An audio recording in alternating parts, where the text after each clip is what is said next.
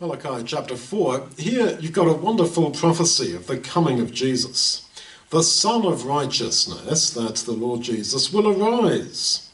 This life is darkness. This world, for all its culture and education and knowledge, is stumbling in the darkness. Jesus, the Son of Righteousness, will arise, and you will go out and leap like stalled calves.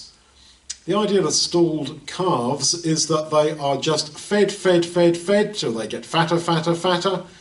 They're not allowed to go romping and running around. They're kept in a stall, fed till they get fatter. Right, now we can kill him and eat his meat. But the coming of Jesus is going to be as if the gate is opened and you're allowed to run free and be the person that you always wanted to be, to frisk in the meadows, to run free. For freedom did Christ set us free, we are told. That means that yes, we are set free, but in order to experience ultimately a greater freedom. And that ultimate freedom is when he comes back.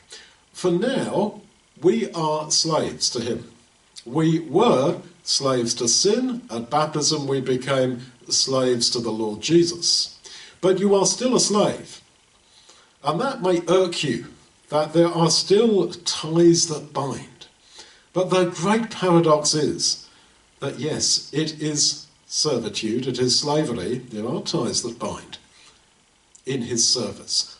In order to lead you to the ultimate freedom, to what Paul calls the glorious liberty of God's dear children, the glorious freedom of God's dear children.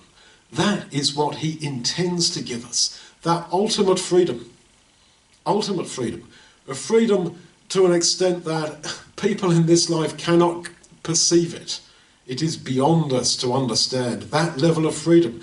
We chafe at the ties that bind, whether it is in secular life or whether it is in servitude to the Lord Jesus. We feel those ties and we long for something else, and we will get it. We will leap and frisk out of the stall where we have been kept, because that's the image used, that when the Lord Jesus comes, we shall leap forth like calves of the stall into that ultimate freedom, the glorious liberty of God's dear children.